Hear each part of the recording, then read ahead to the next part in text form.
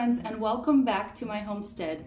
I would like to give you a quick update on my greenhouse, on my winter gardening, and on my cold frames. So if you guys remember back in early this fall, I've decided to experiment with doing a little bit of winter gardening here in New England, knowing that we do have cold winters, and like I said, it's going to be experimental. I don't know what's going to happen. So my husband built this beautiful greenhouse. It's very large and it's very difficult to heat, I will be honest with you. So one of the methods we've decided to implement is to build a compost pile in a corner of the greenhouse, hoping that that will produce enough heat. And also we built these cold frames, which I'll show you in a second. And these cold frames were supposed to add another layer of protection. So I seeded my winter plants on October 2nd. And maybe that's going to be one of my theories why it's not growing so well, which I'll show you in a minute. So I seeded everything on October 2nd in the seeding trays, and then I transplanted everything a month later into my cold frames. So let me show you how things are growing, how they're doing. Let me show you what's going on with the compost pile, and I'm going to show you the temperatures that are inside the greenhouse. So currently right now, today is December 9th in New England, and the temperatures outside this morning were 24 degrees Fahrenheit.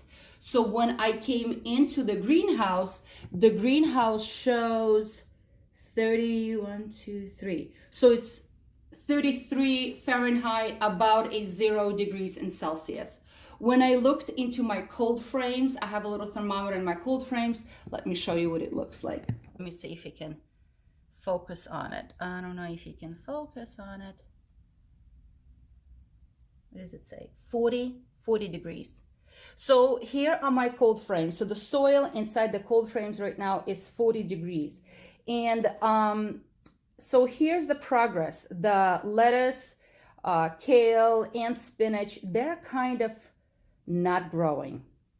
This is pretty much the same growth that I saw about a month ago. Granted, I have harvested the bigger leaves already. These are the smaller one left over. So I made a couple of salads and I added to one of the soups. But they're not really growing. And one of the, let me show you. So again, I already picked the bigger leaves a couple of weeks ago, and this is what's left over. And they're kind of thin, lengthy, not full, like as if they were growing during the summer months. Not big at all.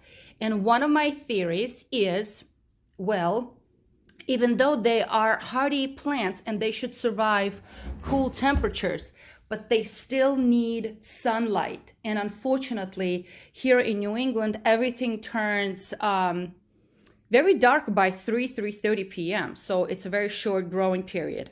Also, if you guys remember, I brought in my pepper plants and my tomato plants into my greenhouse, hoping to prolong their growing season. And yes, it did prolong the growing season, but because it is so cold right now in my greenhouse, the plants died. So I harvested the last of my peppers. I think I harvested maybe like 12 or 15 peppers a few days ago, and I've been cooking with them and they're delicious. And now I'm just gonna take down the last of my tomatoes. I have a few green ones here. I will wrap them up. In newspaper, and they will eventually turn red. But as you can tell, the plants, these are very sensitive heat plants. So they unfortunately froze. Why? Because this is the temperature inside the greenhouse right now. See, there it is. I don't know if you can focus enough, but it's about 32, 33 Fahrenheit, and it's 0 Celsius. And as you guys know, that's a freezing temperature. So one of my heating methods that I was hoping to use was this not very attractive pile of compost in a corner. And if I put my hand over it, I actually feel heat. I actually feel heat. So it's the heat is somewhere deeper, much deeper inside, because this thermometer really didn't show much of heat at all. So let me tell you a little bit about this pile of compost and why I think it did not work for us so well. And it's my own fault, it's our own fault. So this is what happened. Unfortunately, we got the virus in our house, and we've been a little sick for a couple of weeks. And as you guys know, everything requires attention. Well, this was the last thing in my mind is to take care of, and it's the compost pile. In order for the compost pile to burn effectively, it has to have enough moisture and it has to be turned.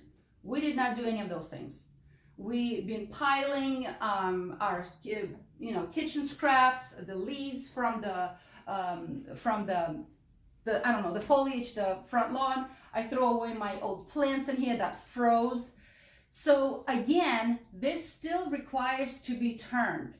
And when I put my hand over, I literally feel heat coming at me. But here's the problem. The heat is trapped inside. And in order for this heat to be useful to my greenhouse, I need to turn this this compost pile, which we have not done so.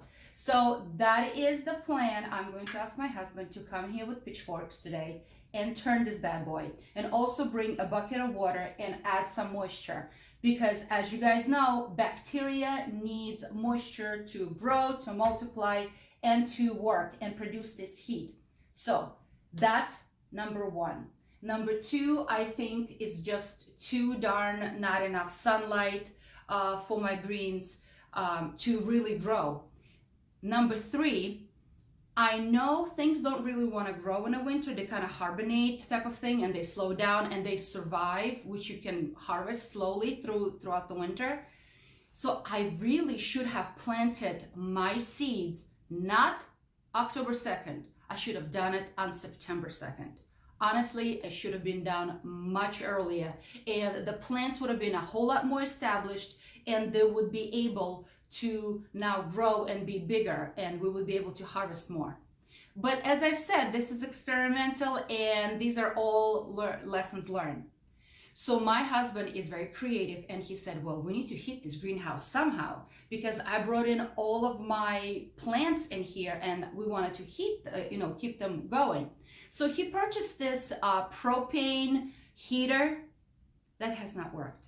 It's supposed to work for this size of a place, but it kept shutting off. So my husband been troubleshooting that stupid, I shouldn't probably say that on the camera, but that stupid propane heater, because it kept shutting off. He tried everything. He's like, okay, maybe the tank is freezing. So he wrapped it and insulated. Nope, still shut off. He added enough oxygen flow by bringing a special pipe into bringing more oxygen into the greenhouse, thinking maybe the propane is burning off with all the oxygen and that's what. Nope, did not help. So it still keeps shutting off, and we're getting sick and tired of it. On top of everything, this propane heater is really not cost effective at all. It's not cost effective. Propane costs money, and you have to keep recharging the tank. So really, just to grow these vegetables and to keep my house plants alive, or these winter plants alive, really not cost effective. So what I'm gonna do today is I'm gonna bring all of my plants in the house. I'm gonna put them by the window, and hopefully they will survive. But these guys are gonna stay here in my cold frame and see what happens. But like I said, it's just not enough sunlight for these poor guys, because they still need sunlight, and it's just not enough of it. And the soil just 2 days ago was at 50, and today it's at 40, because it's just so stinking cold in here.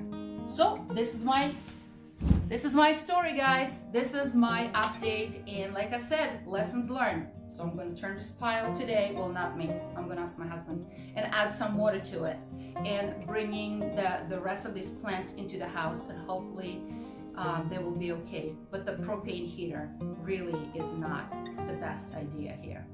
So friends, I hope you are encouraged to look into winter gardening. If you have experience and good luck with winter gardening, please share with me. I would love to learn because this is my learning curve as well. So on this note, I'm going to harvest a little bit of greens for today's dinner because there's enough to harvest, and I have harvested in the past. I'm gonna pick the last of my tomatoes, bring them in the house. So friends, I hope you stay encouraged and try something new.